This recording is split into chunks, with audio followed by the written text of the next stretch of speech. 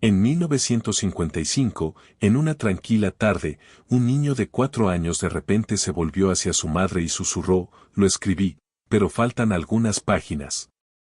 ¿Cómo podía alguien tan joven hablar con tanta certeza sobre manuscritos perdidos del Vaticano? ¿De dónde venían esos recuerdos extraños, recuerdos mucho más antiguos que sus pocos años de vida? Suscríbete al canal, dale like al video y míralo hasta el final. Y no olvides dejar un comentario diciéndonos desde dónde nos ves.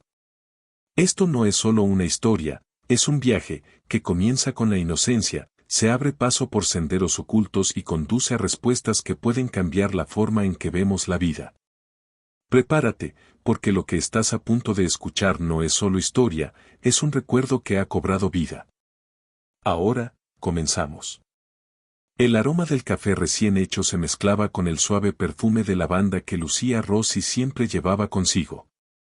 Era una tranquila tarde de marzo de 1955 y los rayos dorados del sol milanés se filtraban a través de las cortinas de encaje de un pequeño apartamento en la Vía Breda.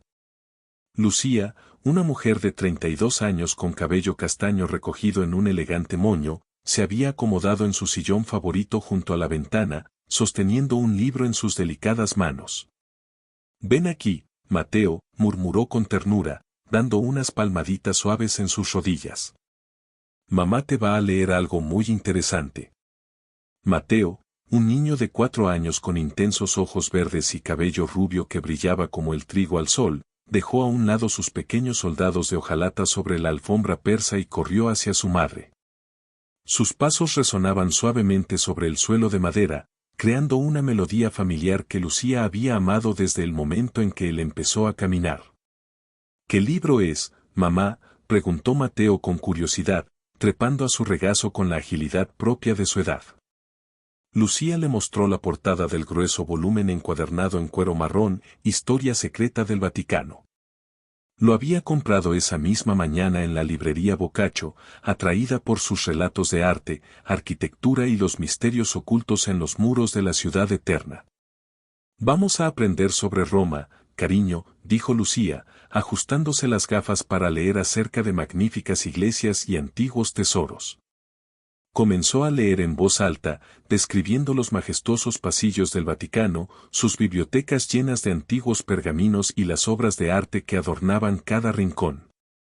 Mateo escuchaba atentamente, como siempre hacía cuando su madre le leía. Pero algo extraño empezó a suceder.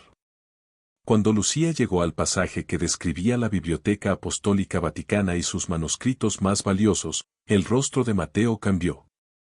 Sus ojos verdes, normalmente brillantes y juguetones, de repente adquirieron una inquietante profundidad, como si una sombra antigua hubiera pasado a través de ellos. Los códices de la colección incluyen obras de teología que datan del siglo XI, leía Lucía. Y entre ellos hay textos sobre la naturaleza del alma humana que han permanecido intactos durante siglos. «Faltaban páginas», susurró Mateo, interrumpiéndola con una voz que no parecía la suya. Parpadeó varias veces, como si despertara de un profundo sueño, pero sus palabras siguieron fluyendo con una seriedad que helaba la sangre. «Yo escribí sobre eso, mamá, sobre el alma que regresa. Pero faltaban páginas. Las escondí para que no se perdieran». Un escalofrío recorrió la espalda de Lucía.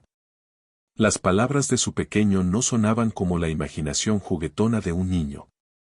Había algo en su tono, en la forma precisa en que pronunciaba cada sílaba, que la llenaba de una inquietud perturbadora. «Mateo», dijo Lucía, cerrando lentamente el libro. «¿De qué estás hablando? Tú nunca has escrito nada sobre eso». Pero Mateo ya no la miraba. Sus ojos estaban fijos en algún punto lejano en el espacio, como si pudiera ver más allá de las paredes, más allá de sí mismo. Sus labios se movían en silencio, formando palabras que solo él podía oír. El apartamento, antes lleno de calidez, ahora estaba impregnado de una extraña tensión. Lucía sintió que algo invisible y poderoso acababa de entrar en su hogar, trayendo consigo secretos que su mente racional se negaba a aceptar. ¿Qué recuerdos imposibles estaban empezando a despertar en la mente de su pequeño hijo? ¿Y por qué sus palabras sobre manuscritos perdidos sonaban como la confesión de alguien que había vivido mucho más que 4 años? Esa noche, Lucía no pudo dormir. Las palabras de Mateo resonaban en su cabeza como un susurro lleno de temor que se negaba a desvanecerse. Se levantó de la cama varias veces para revisar a su hijo, que dormía plácidamente en su pequeño cuarto, iluminado por la tenue luz de la luna que se deslizaba entre las cortinas. A la mañana siguiente, mientras preparaba el desayuno, Lucía se convenció de que todo había sido imaginación suya. Los niños dicen cosas extrañas, razonó, mientras rompía los huevos para una tortilla. Pero cuando Mateo bajó las escaleras, frotándose los ojos y sentándose a la mesa, lo primero que hizo fue tomar una servilleta de papel y comenzar a dibujar. ¿Qué haces, cariño?, preguntó Lucía, sirviéndole un vaso de leche tibia. Mateo no respondió. Sus pequeñas manos se movían con sorprendente precisión, trazando símbolos, figuras complejas que parecían letras de un alfabeto antiguo.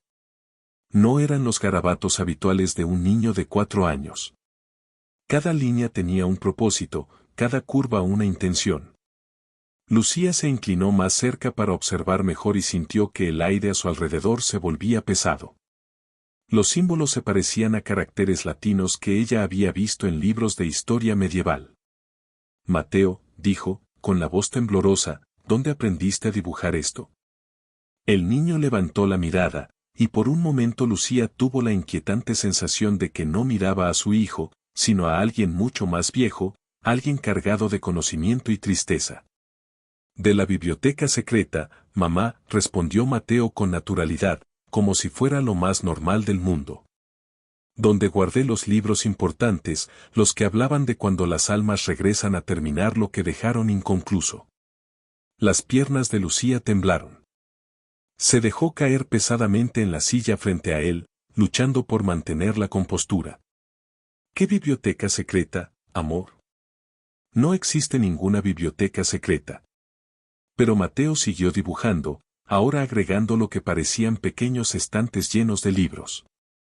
Sí existe, mamá.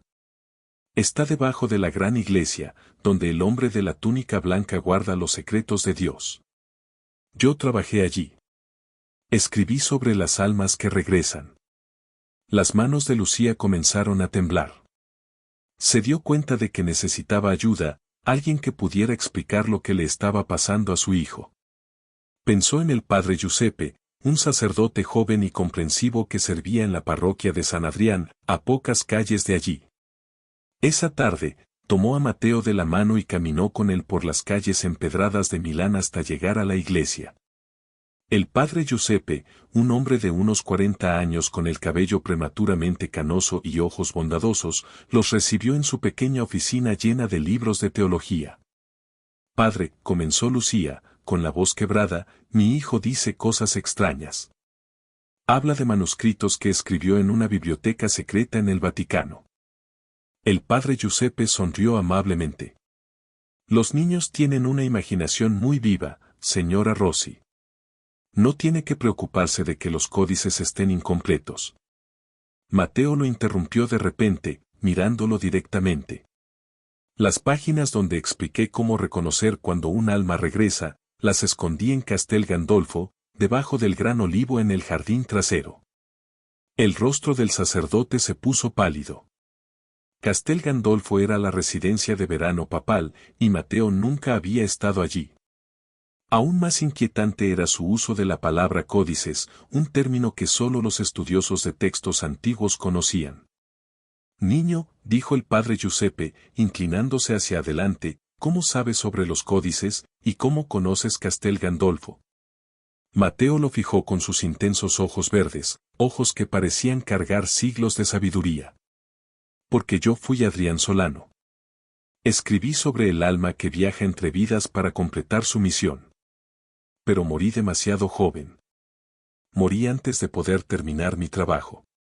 El silencio que siguió fue tan denso que Lucía pudo oír su propio corazón. El padre Giuseppe permaneció inmóvil, luchando por procesar las palabras del niño. Padre, susurró Lucía, ¿conoce ese nombre? ¿Adrián Solano? El sacerdote se levantó lentamente y caminó hacia un estante lleno de archivos históricos. Tras buscar varios minutos, sacó un expediente polvoriento. Adrián Solano leyó en voz alta, teólogo y escritor, nacido en 1920, muerto en 1943, autor de varios tratados sobre. ¿Sobre qué, padre?, preguntó Lucía, con el corazón latiendo furiosamente. Sobre la reencarnación del alma y la continuidad de la conciencia después de la muerte. Música. El silencio en la oficina se volvió insoportable cuando Mateo pronunció su nombre. Cuéntame en los comentarios qué sentirías en el lugar de Lucía y recuerda apoyar con un like, suscribirte y hacerte miembro para que este trabajo pueda continuar. El expediente temblaba en las manos del padre Ignacio mientras leía en voz alta los detalles que le helaban la sangre. Lucía se aferraba a su silla, sintiendo como si el mundo que conocía se desmoronara bajo sus pies. Adrián Solano murió a los 23 años en un accidente de automóvil en Roma, el 15 de marzo de 1943. El sacerdote continuó leyendo. Su investigación sobre textos apócrifos y la naturaleza del alma fue considerada revolucionaria para su tiempo. Se dice que estaba preparando un manuscrito definitivo sobre la continuidad de la conciencia cuando murió. Mateo, que había permanecido en silencio durante toda la lectura, bajó de su silla y caminó hacia el escritorio del padre Giuseppe. Con una confianza que desafiaba su corta edad, señaló una fotografía en blanco y negro que acompañaba el expediente. «Ese soy yo», dijo con calma. Mi cabello era más oscuro entonces, y usaba gafas de lectura. Me gustaba escribir de noche, cuando la biblioteca estaba en silencio y podía escuchar mejor a mi alma.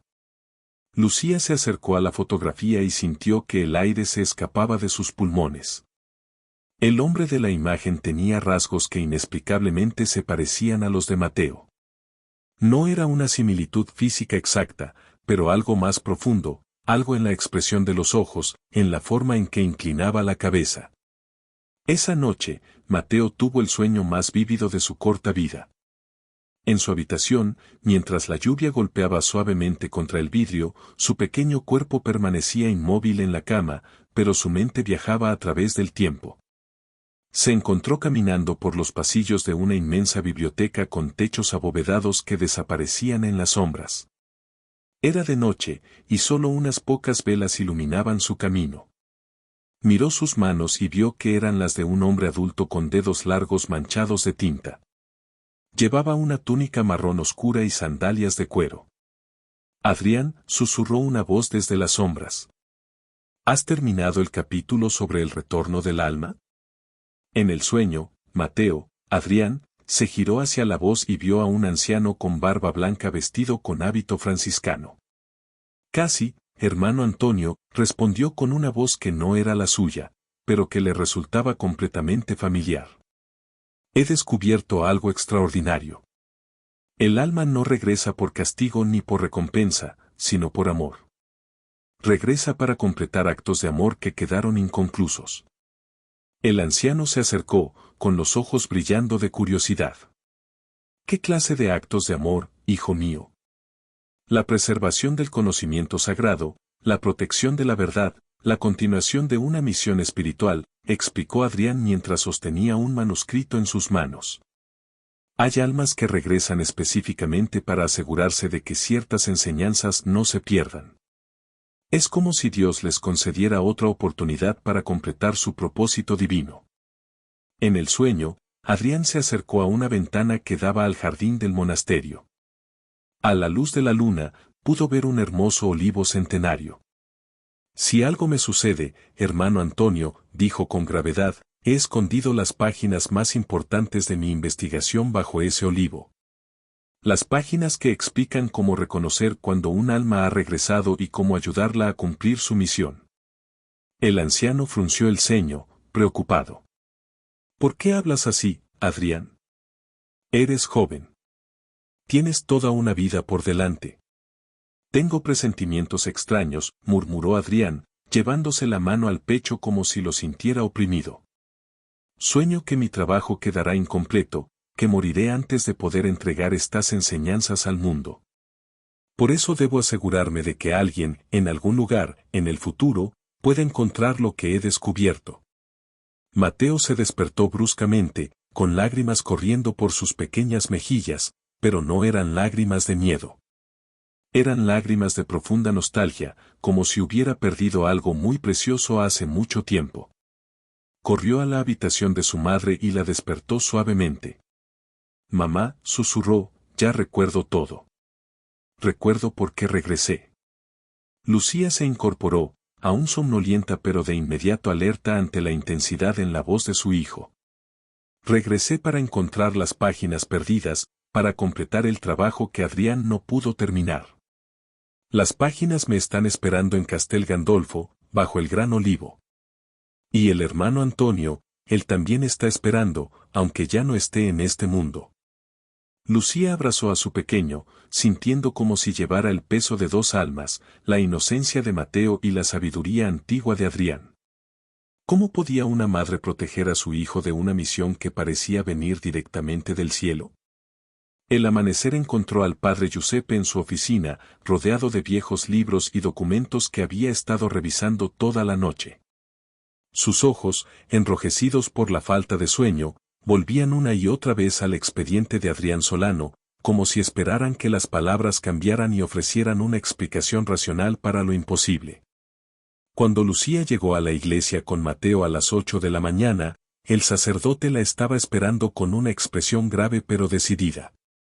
He estado investigando toda la noche, les dijo, señalando las pilas de documentos sobre su escritorio.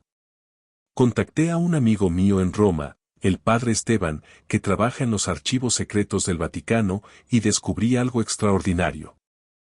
Lucía se sentó en el borde de la silla con Mateo en su regazo. ¿Qué encontró, padre? Adrián Solano no solo existió, en realidad depositó parte de sus manuscritos en los archivos del Vaticano poco antes de su muerte. Según los registros, entregó 3 volúmenes de su investigación sobre la continuidad del alma, pero, se detuvo, mirando directamente a Mateo. Los archivistas siempre supieron que faltaban páginas. Los volúmenes parecían incompletos, como si las partes más importantes hubieran sido eliminadas deliberadamente. Mateo asintió solemnemente. Yo mismo escondí las páginas más importantes. No podía arriesgarme a que se perdieran si algo me pasaba. Un escalofrío recorrió la espalda del padre Giuseppe. La naturalidad con que aquel niño de 4 años hablaba de decisiones tomadas décadas antes de su nacimiento desafiaba toda lógica. ¿Hay algo más?, preguntó el sacerdote, consultando sus notas. El padre Esteban confirmó que en Castel Gandolfo existe efectivamente un olivo centenario en los jardines traseros de la residencia papal. Un árbol que, según los registros históricos, ya estaba allí en los años 40. Lucía sintió que su mundo temblaba. Cada detalle que Mateo había mencionado estaba siendo confirmado por fuentes independientes. ¿Qué sugiere que hagamos, padre?, preguntó, con la voz temblorosa. El sacerdote se levantó y caminó hacia la ventana, contemplando las calles de Milán mientras reunía sus pensamientos. Creo que debemos ir a Castel Gandolfo. Si Mateo está diciendo la verdad, si realmente escondió esas páginas bajo ese olivo, entonces tenemos la oportunidad de recuperar un conocimiento perdido que podría ser invaluable para la humanidad. ¿Está seguro de que esto es lo correcto? Lucía apretó más fuerte a Mateo. ¿Y si piensan que estamos locos, y si esto es peligroso para mi hijo? Mateo se deslizó del regazo de su madre y se acercó al sacerdote. No es peligroso, mamá. Es necesario. Las páginas han estado esperando 12 años. Es hora de que vuelvan a donde pertenecen. El sacerdote se arrodilló para encontrarse con los ojos del niño. Mateo, ¿estás completamente seguro de que puedes encontrar el lugar exacto? Los ojos verdes del niño brillaban con una certeza muy por encima de su edad. Lo veo claramente. El olivo está a 20 pasos de la pequeña fuente hacia el este. Sus raíces forman una mano abierta, y en el hueco, entre el índice y el dedo medio, a 1 metro de profundidad, está la caja metálica donde guardé las páginas. La precisión de su descripción dejó a Lucía y al padre Giuseppe intercambiando miradas de asombro. Muy bien, dijo finalmente el sacerdote. Haré los arreglos necesarios. Tengo contactos en Roma que pueden ayudarnos a conseguir acceso a Castel Gandolfo, pero esto debe permanecer en absoluto secreto hasta que sepamos con certeza qué encontraremos. Esa tarde, mientras Lucía preparaba las maletas para el viaje que cambiaría sus vidas para siempre, Mateo se sentó en su habitación, dibujando cuidadosamente un mapa detallado de los jardines de Castel Gandolfo.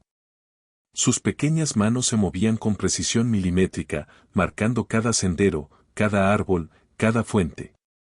Cuando terminó, miró su trabajo con satisfacción. Ya voy, Adrián, susurró a su dibujo. Voy a terminar lo que tú empezaste.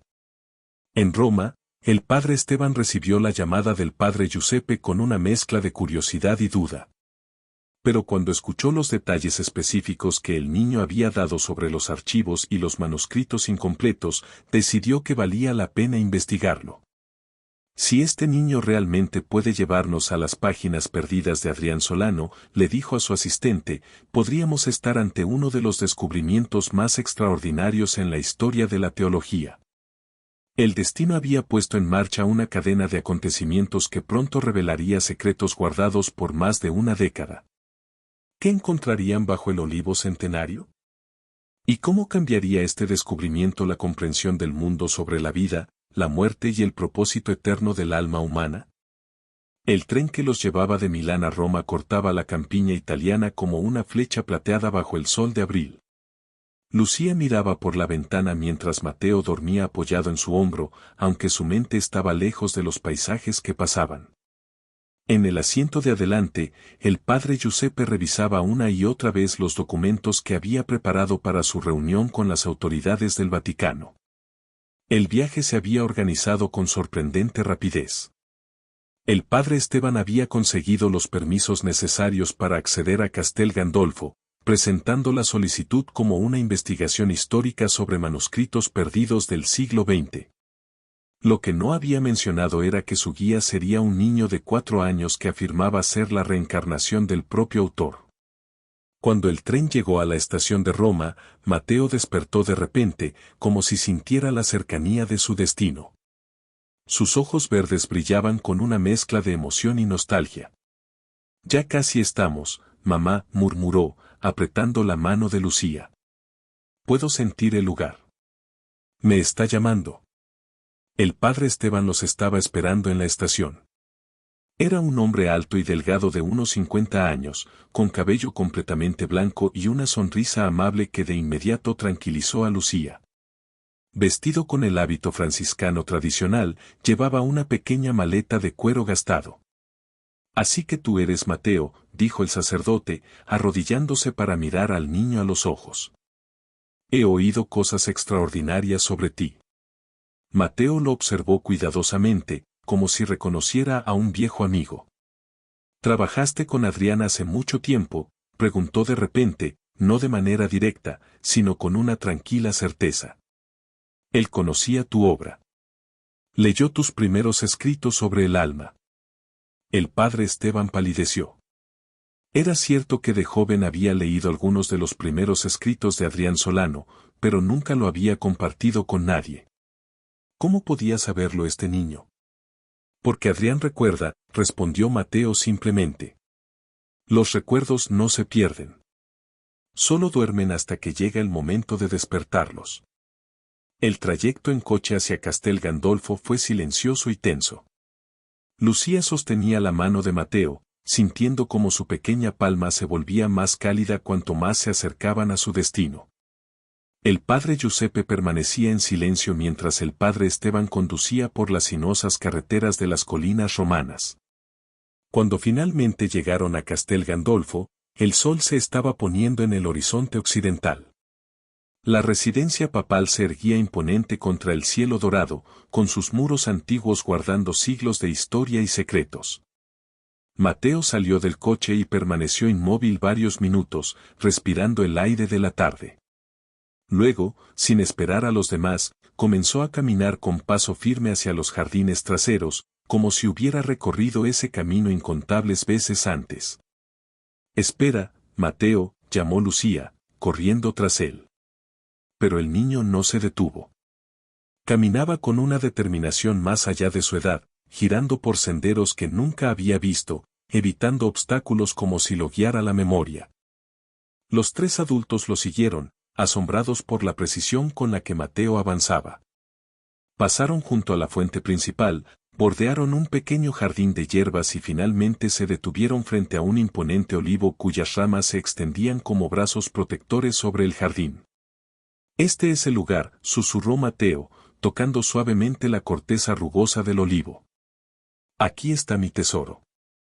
Lucía se acercó y vio que las raíces realmente formaban una figura semejante a una mano abierta, exactamente como Mateo lo había descrito días antes en Milán. El padre Esteban contemplaba la escena con una mezcla de fascinación e incredulidad. «Mateo, ¿estás completamente seguro de que este es el árbol correcto?» El niño asintió y señaló un lugar específico entre dos raíces principales. «Ahí». Exactamente a 1 metro de profundidad, Adrián envolvió las páginas en cuero impermeable y las colocó dentro de una pequeña caja metálica del tamaño de un libro. Los sacerdotes intercambiaron miradas. Habían llegado demasiado lejos para retroceder ahora. «Muy bien», decidió el padre Giuseppe. «Pero necesitaremos herramientas. No podemos hacer esto con las manos». «Ya me he ocupado de eso», dijo el padre Esteban, abriendo su maleta para mostrar una pequeña pala plegable y otras herramientas de jardinería. «Si vamos a buscar un tesoro, debemos estar preparados». Mientras los adultos hacían sus preparativos, Mateo se sentó bajo la sombra del olivo y cerró los ojos. En su mente veía con claridad a Adrián, 30 años antes, cavando en ese mismo lugar bajo la luz de la luna, con lágrimas en los ojos pero con la certeza de que estaba salvando algo invaluable para el futuro. «No te preocupes, Adrián», susurró tan suavemente que solo el viento pudo oírlo. «Pronto completaremos lo que comenzaste». Había llegado el momento de la verdad. ¿Confirmarían las páginas enterradas la extraordinaria historia de Mateo, o traerían la más cruel de las decepciones en este jardín sagrado donde pasado y presente estaban a punto de chocar? El corazón de Lucía latía con fuerza mientras veía a su hijo señalar el lugar exacto. «Dime, ¿cómo te sentirías en su lugar? Déjame un comentario y no olvides apoyar con un like, suscribirte y hacerte miembro del canal para mantener viva esta misión». El primer golpe de la pala contra la tierra resonó en el silencio del jardín como el latido de un corazón antiguo. El padre Giuseppe había comenzado a cavar mientras Mateo permanecía sentado bajo el olivo, con los ojos cerrados, el rostro sereno pero profundamente concentrado. «Un poco más a la izquierda», murmuró el niño sin abrir los ojos. Adrián recuerda que la tierra era más blanda en esa dirección. Lucía observaba con el corazón desbocado. Cada terrón de tierra removido la acercaba más a una verdad que su mente racional se resistía a aceptar, pero que su corazón de madre ya había comenzado a admitir. Después de 20 minutos de cavar con cuidado, la pala del padre Giuseppe golpeó algo sólido.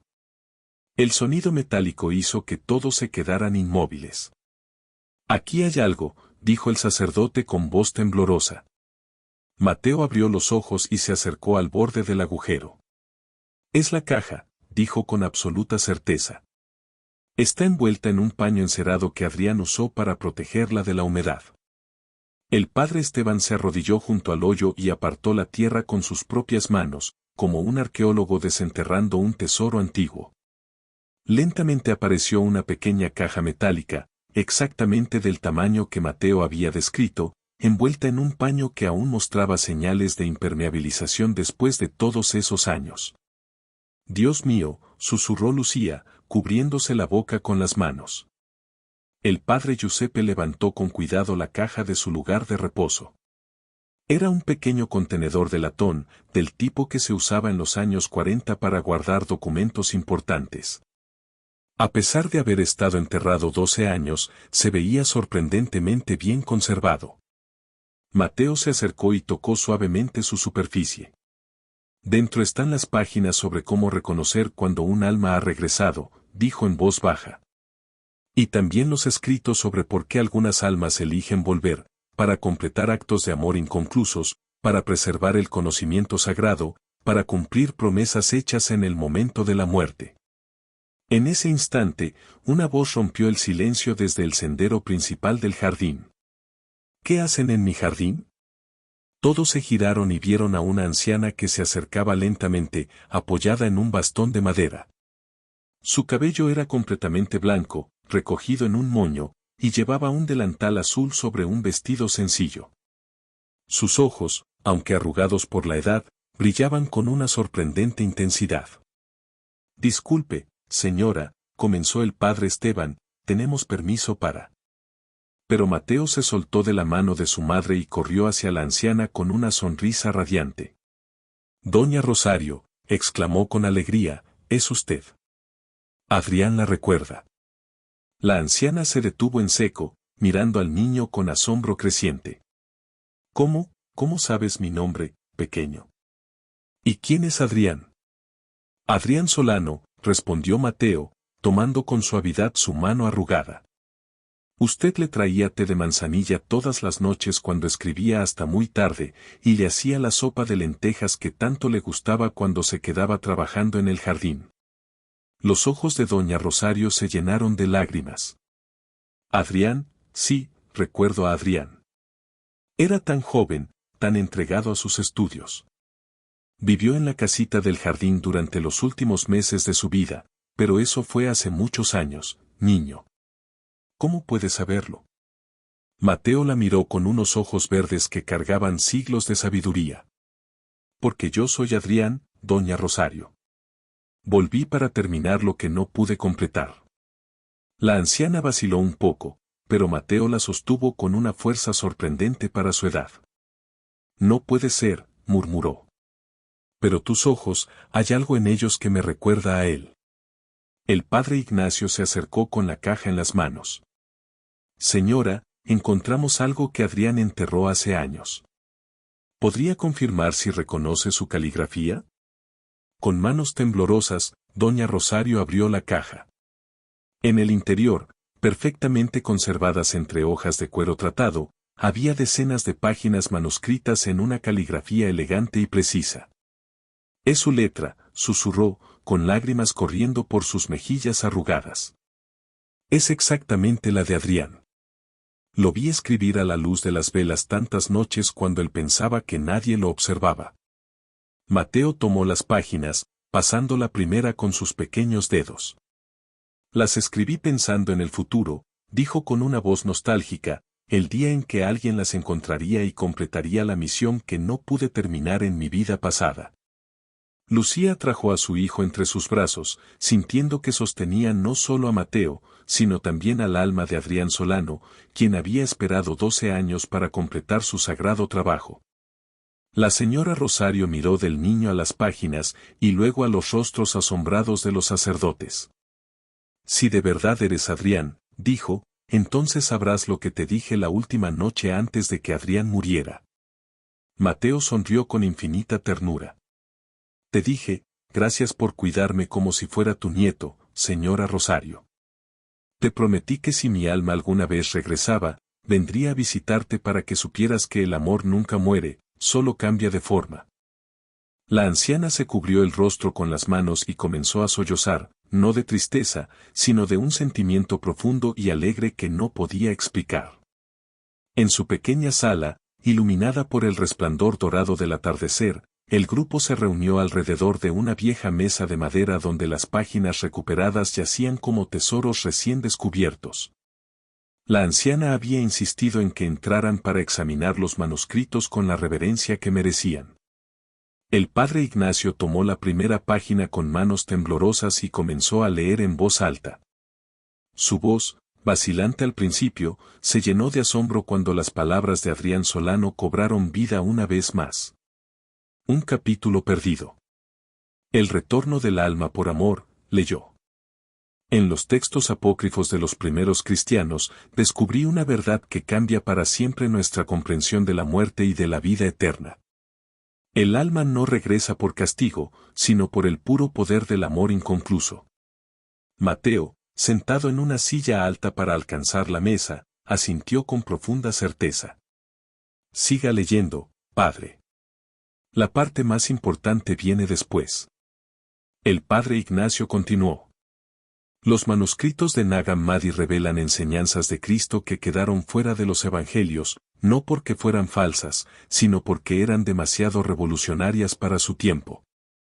En ellos, Jesús habla de almas que regresan para completar misiones de compasión, para preservar la sabiduría sagrada que el mundo necesitaría en tiempos venideros. Lucía escuchaba, con el corazón acelerado.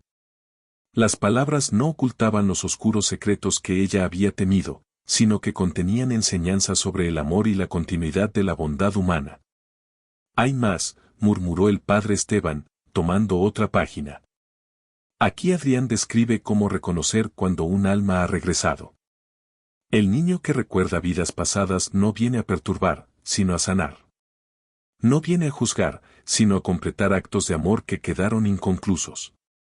Sus recuerdos no son de dolor o venganza, sino de nobles propósitos que trascienden la muerte. La señora Rosario se enjugó las lágrimas con un pañuelo bordado. Adrián siempre decía que su investigación no trataba sobre religión, sino sobre amor. Decía que había descubierto que el amor era la única fuerza capaz de unir vidas. Mateo bajó de su silla y se acercó a una página en particular. Esta es la más importante, dijo, señalando un párrafo escrito con tinta más oscura. La escribí la noche antes de morir. El padre Ignacio leyó las palabras que Mateo le había mostrado. Si mi alma regresa, será para entregar estas enseñanzas a la humanidad en el momento exacto en que el mundo esté listo para recibirlas. Las páginas que he ocultado contienen la prueba de que la muerte no es el final, sino una transición, y de que el verdadero amor puede mover montañas. Cambiar destinos e incluso traer de vuelta almas para completar su propósito divino. Un silencio sagrado llenó la habitación. Los presentes entendieron que no estaban ante un simple descubrimiento histórico, sino una revelación espiritual que podría transformar la comprensión de la humanidad sobre la vida después de la muerte.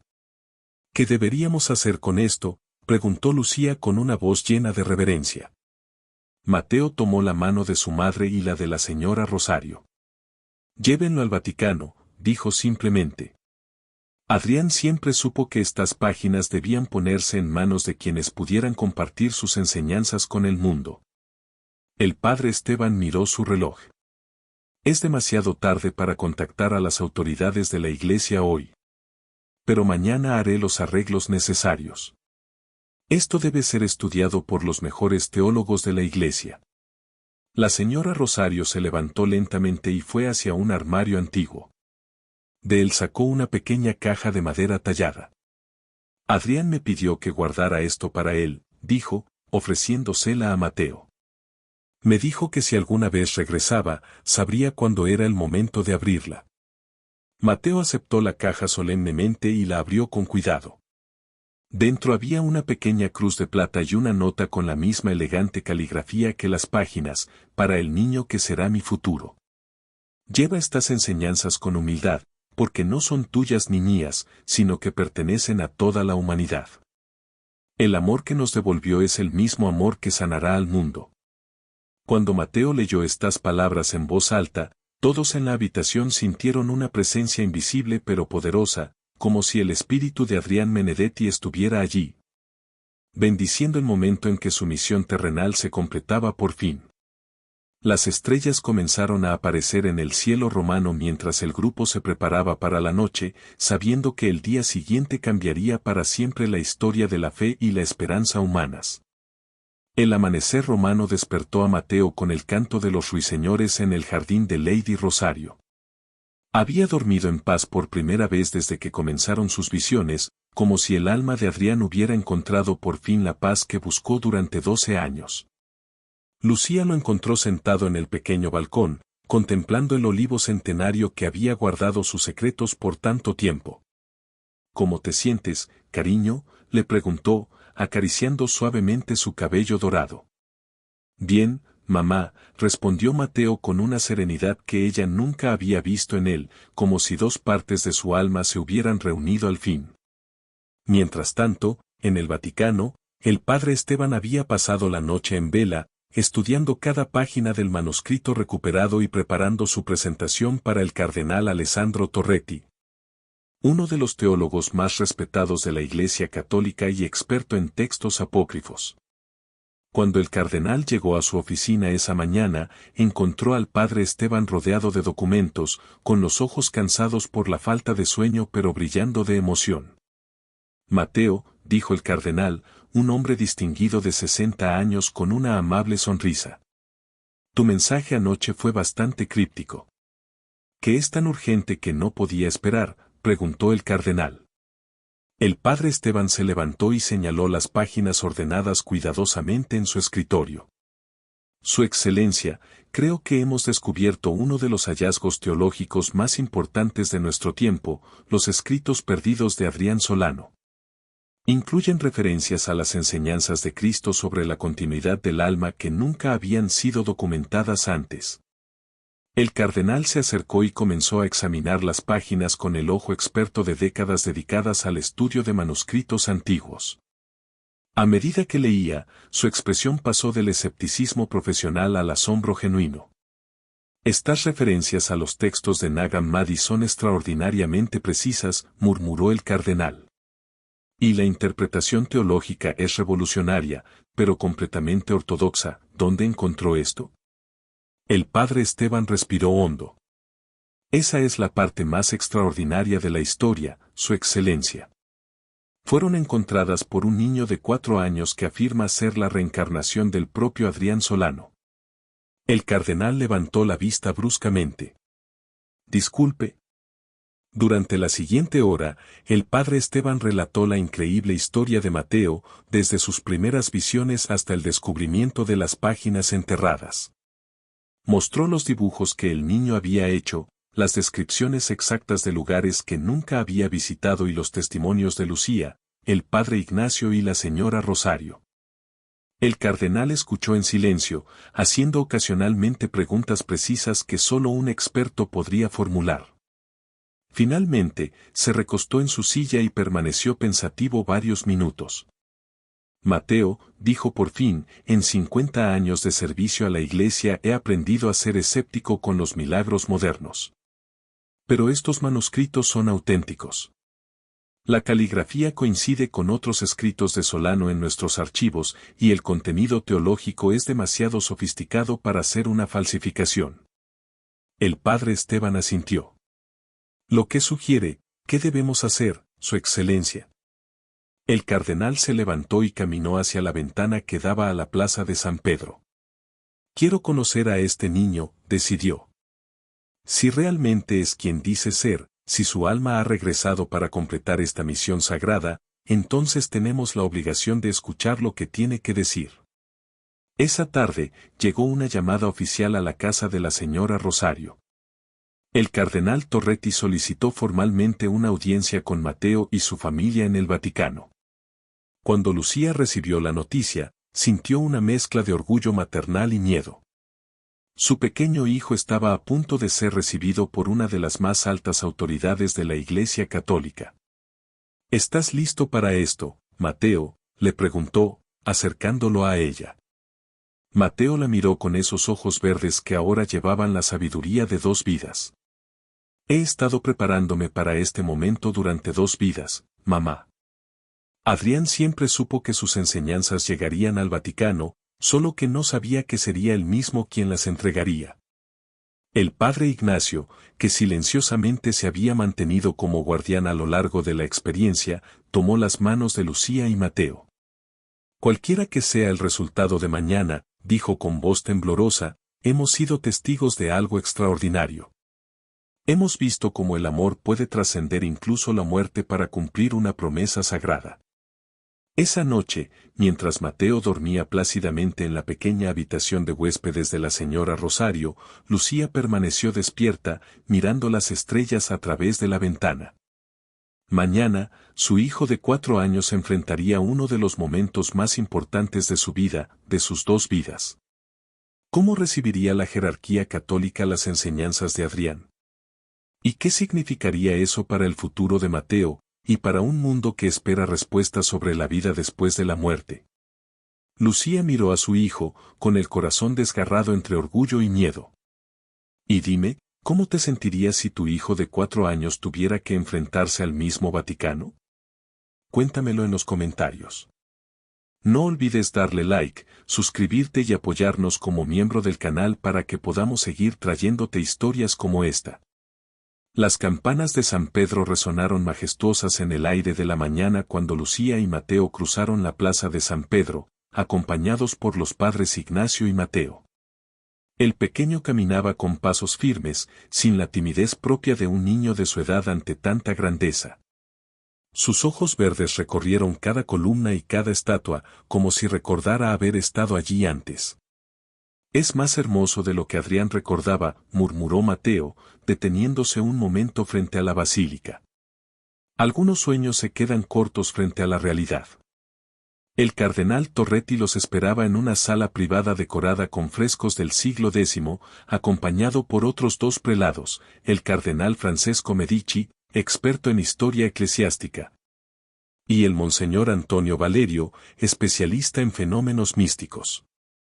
Los 3 hombres observaron con curiosidad y un toque de escepticismo mientras la pequeña procesión entraba en la sala. Así que tú eres Mateo, dijo el cardenal Torretti, arrodillándose para estar al nivel del niño. He estudiado los manuscritos que encontraste. Son extraordinarios. Mateo lo miró directamente a los ojos con una intensidad que desconcertó al dignatario. Yo no los encontré, Su Excelencia. Los recordé. Esa es una diferencia importante. El cardenal Medici dio un paso al frente.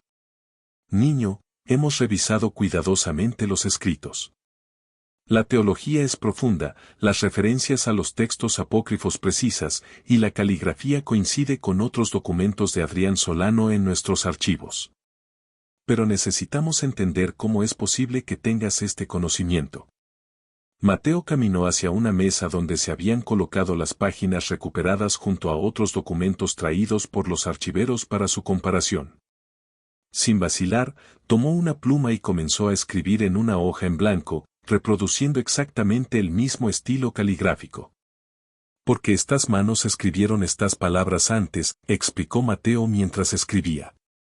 El alma no olvida lo que el corazón ha aprendido. Adrián murió con la tristeza de no completar su obra. Yo regresé para terminarla. Los 3 prelados observaron fascinados cómo el niño reproducía perfectamente la elegante y precisa escritura de Adrián Solano, incluyendo los diminutos detalles distintivos únicos de la caligrafía de cada persona. El monseñor Valerio, que hasta entonces había permanecido en silencio, habló por fin. Mateo, si realmente eres Adrián, sabrás que él mantenía correspondencia con el padre Agustín Morales en España sobre interpretaciones de los rollos del Mar Muerto. ¿Puedes decirnos qué contenían esas cartas? Mateo cerró los ojos por un momento, como si consultara una biblioteca invisible en su interior. Adrián escribió 5 cartas al padre Morales entre enero y febrero de 1943. La más importante fue la tercera, donde explicó su descubrimiento de que los textos esenios hablaban de almas que regresaban no por el karma, sino por el amor no cumplido. Citó específicamente el rollo 4Q534, que menciona al espíritu regresando para completar la obra de Dios. El silencio que siguió fue absoluto. Los archivos del Vaticano confirmaban la existencia de esa correspondencia, pero esos documentos nunca habían sido publicados ni mencionados fuera de círculos académicos extremadamente restringidos. El cardenal Torretti intercambió una mirada significativa con sus colegas. ¿Qué crees que debería ser el destino de los manuscritos de Adrián?, preguntó. Deberían ser estudiados y compartidos, respondió Mateo sin vacilar. Adrián no escribió por gloria personal, sino para que la humanidad entendiera que el amor es más fuerte que la muerte, que las almas pueden regresar no para atormentar, sino para sanar. La continuidad de la conciencia es un don de Dios para completar misiones de compasión. El cardenal Medici se acercó más. ¿Y tú, Mateo, ¿cuál es tu misión ahora que has completado la de Adrián? Mateo sonrió con una paz que parecía irradiar desde lo más profundo de su ser. Ahora solo puedo ser Mateo. Puedo crecer, jugar y aprender cosas nuevas. Adrián ha completado su obra. Su alma puede descansar en paz, sabiendo que sus enseñanzas vivirán para ayudar a otros. Lucía, que había presenciado toda la escena con lágrimas en los ojos, abrazó a su hijo. Por primera vez desde que comenzaron las visiones, sintió que su pequeño Mateo había regresado de verdad, libre del peso de recuerdos que no eran suyos. El cardenal Torretti se levantó solemnemente. La Iglesia estudiará estos manuscritos con el respeto y la dedicación que merecen. Si sus enseñanzas pueden traer esperanza y comprensión sobre la continuidad del alma, entonces serán un regalo para toda la humanidad. Cuando salieron del Vaticano esa tarde, Mateo caminaba más ligero, como si un peso invisible se hubiera levantado de sus pequeños hombros. La misión que había llevado a su alma a través del tiempo y la distancia se había completado por fin. Habían pasado 6 meses desde aquel día transformador en el Vaticano. El otoño había llegado a Milán, pintando las calles de la Vía Brera con tonos dorados que danzaban a través de las ventanas del pequeño apartamento de los Rossi. Mateo, ahora de 5 años, jugaba tranquilamente en el suelo con sus soldaditos de hojalata, perdido en las aventuras imaginarias propias de un niño de su edad. Lucía lo observaba desde su sillón favorito, el mismo sillón donde todo había comenzado, leyendo aquel libro sobre el Vaticano. En sus manos sostenía una carta oficial con el sello papal que había llegado esa mañana.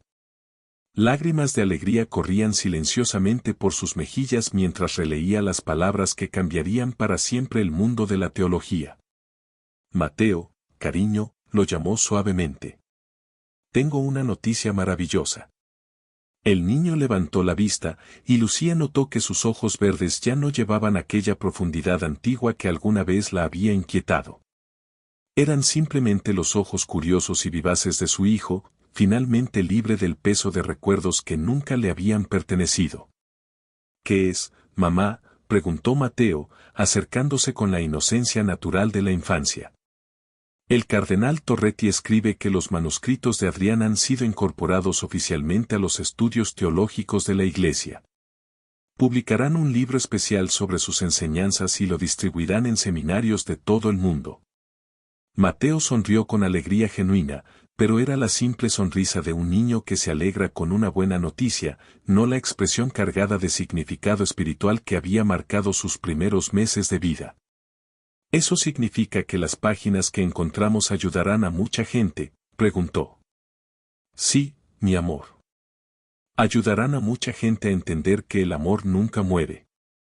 Solo se transforma y continúa en formas que no siempre podemos comprender. Esa tarde el padre Ignacio los visitó, como lo había hecho regularmente desde su aventura romana. Él mismo había experimentado una transformación espiritual tras presenciar el milagro de Mateo.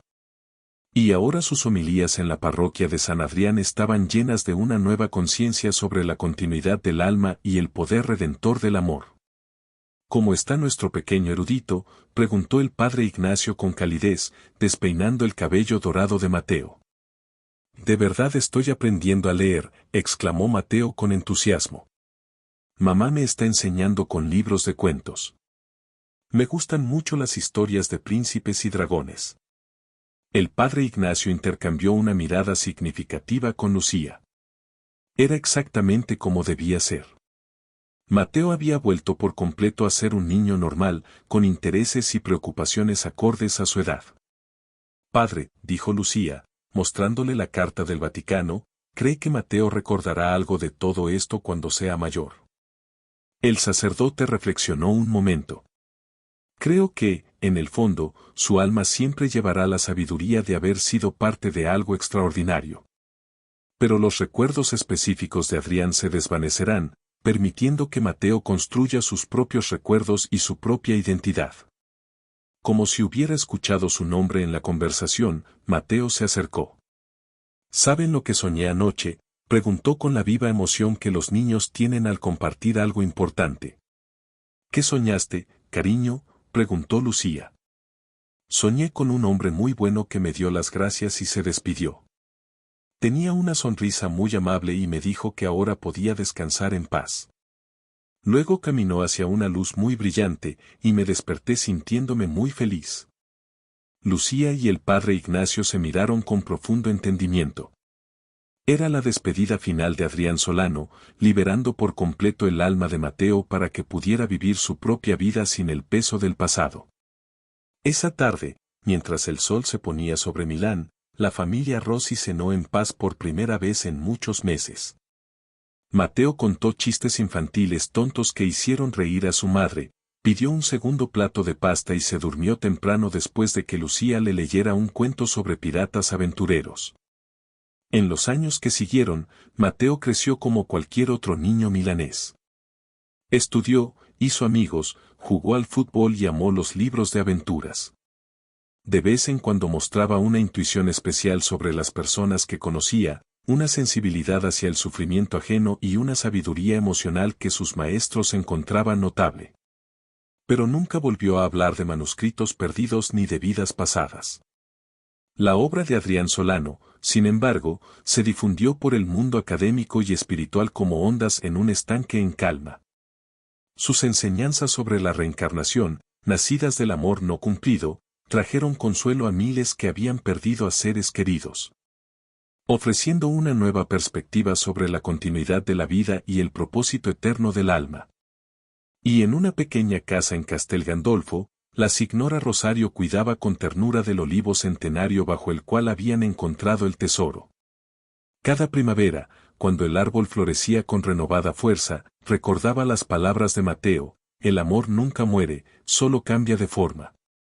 La historia de Mateo Rossi se convirtió en un testimonio silencioso pero poderoso de que algunas almas regresan no para perturbar el mundo, sino para completar misiones de amor que trascienden la misma muerte.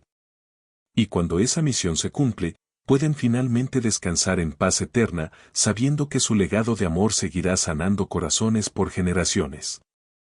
Y así el círculo quedó completo. Lo que comenzó con un susurro imposible terminó revelando que algunos recuerdos trascienden el tiempo, regresando para recordarnos quiénes somos en lo más profundo. No era solo el cuento de un niño, sino la prueba de que el amor y el conocimiento nunca se pierden, solo esperan ser recordados. Ahora quiero saber qué piensas. ¿Crees que el alma puede regresar para completar una misión? Déjame tu opinión en los comentarios, me encantaría leerla y compartir este diálogo contigo. Si esta historia tocó tu corazón, dale un like, suscríbete y activa la campanita para que no te pierdas las próximas revelaciones. Y si deseas apoyarnos para que podamos seguir trayendo estas historias al mundo, hazte miembro del canal. Tu apoyo mantiene viva esta misión de compartir amor, misterio y conocimiento. Gracias por estar aquí, por abrir tu mente y tu corazón. Nos vemos pronto en otra historia, donde pasado y presente se encuentran de nuevo.